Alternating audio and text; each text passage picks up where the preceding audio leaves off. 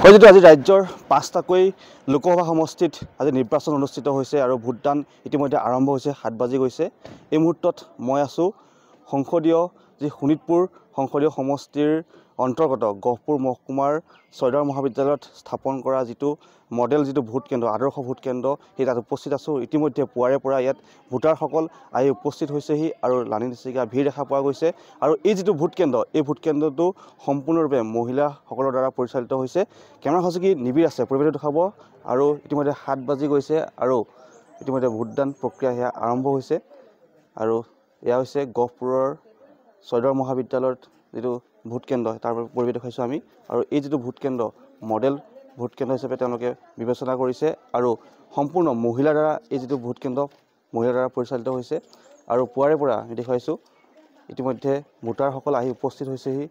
আৰু যিটো আজি ৰাজ্যৰ ৫টাকৈ সন্মানীয় লোকসভা সমষ্টিত যি নিৰ্বাচন অনুষ্ঠিত হৈছে। আৰু পুৱাৰে পৰা আমি ND24ৰ দৰ্শকসকলক সন্মানীয় দৰ্শকসকলক দেখুৱাই আছোঁ বিভিন্ন স্থানৰ পৰিৱেশ। এয়া হৈছে গহপুৰৰ পৰিৱেশ। আৰু ইতিমধ্যে ৭ বাজিছে আৰু ভোটদান যি প্ৰক্ৰিয়া সেয়া আৰম্ভ হৈছে। আমি একাংশ ভোটাৰ আছে তেওঁলোকৰ লগত কথা চেষ্টা কৰিম। মই আপোনালোকৰ মাজলৈ অকণমান আহিছোঁ, কওকচোন আপোনাৰ শুভেচ্ছা জ্ঞাপন কৰিছোঁ। মই কাক ভোট দিব লাগে সেয়া নুসুধোঁ, মনৰ অনুভৱ কওকচোন যিহেতু আজি ভোট দিব আহিছে। হয় জয়তে আপোনালোকৰ সকলো চেনেলৰ কৰ্মকৰ্তালৈ মই ধন্যবাদ জ্ঞাপন কৰিছোঁ। আজি পুৱা আমি সকলো ওলাই আহিছোঁ গা পা ধুই। আমি এটা গণতন্ত্ৰ ৰাষ্ট্ৰ এখনত আমাৰ নিজৰ ভোটটো সাব্যস্ত কৰিবৰ কাৰণে ওলাই আহিছোঁ। এইটো আমাৰ এটা গৌৰৱৰ দিন, যিহেতু নেকি আমাৰ গণতন্ত্ৰ ৰাষ্ট্ৰ এখনে আমাৰ অধিকাৰ দিছে। গতিকে আমি অধিকাৰ সাব্যস্ত কৰিবৰ কাৰণে আমি সাজি কাচি ওলাই আহিছোঁ।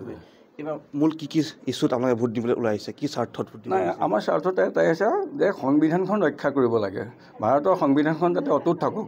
কাৰণ যিহেতু নেকি যিসকল গণ্যমান্য ব্যক্তিয়ে আমাৰ ভাৰতৰ সংবিধান ৰচনা কৰিছিলে সেইসকলে বহুদিন প্ৰায় 3 বছৰ ওচৰা-ওচৰি তেওঁলোকে চিন্তা চৰ্চা কৰি এই সংবিধান ৰচনা কৰিছিলে। আৰু সেইকাৰণে আমি সেই সংবিধানখন ৰক্ষাৰ স্বাৰ্থ ক্ষেত্ৰত আমি ৰাইজক ভোট দিবলৈ আহিছোঁ। আমাৰ যিসকল প্ৰাৰ্থী আছে তাৰ ভিতৰত আমি এটা নিজৰ বিচাৰ বিবেচনা কৰি আমি ভোট দিবলৈ ওলাই আহিছোঁ।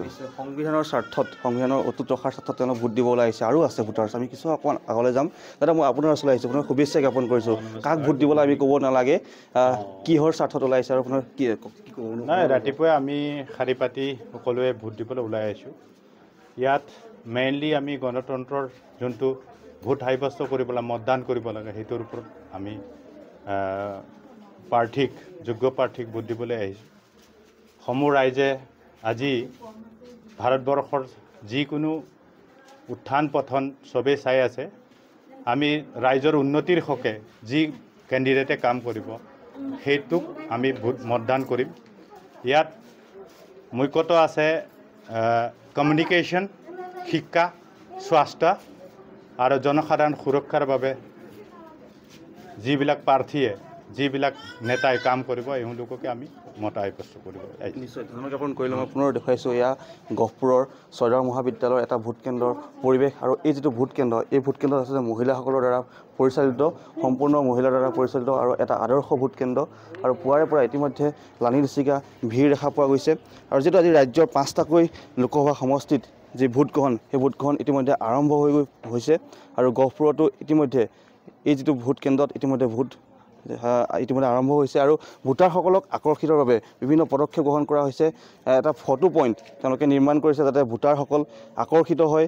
আৰু তেওঁলোক গহপুৰৰ যি ভোটাৰসকলৰ যিটো দেখুৱাইছোঁ আকৰ্ষণৰ বাবে এনেদৰে এটা ফটো পইণ্ট তেওঁলোকে নিৰ্মাণ কৰিছে। আৰু এয়া হৈছে গহপুৰৰ ঐতিহ্যমণ্ডিত ছয়দাৰ মহাবিদ্যালয়ৰ এটা ভোট কেন্দ্ৰৰ পৰিৱেশ। আৰু ইতিমধ্যে 7 বাজি পাৰ হৈছে আৰু ভোট প্ৰক্ৰিয়া যি ভোটদান প্ৰক্ৰিয়া ইতিমধ্যে আৰম্ভ হৈছে। আৰু এই যিটো ভোট কেন্দ্ৰ সম্পূৰ্ণভাৱে মহিলাসকলৰ দ্বাৰা পৰিচালিত হৈছে, এটা আদৰ্শ ভোট কেন্দ্ৰ। আৰু আমি কিছু ইয়াৰ পৰিৱেশ দেখাৰ চেষ্টা কৰিলোঁ ND24 দৰ্শকসকলক।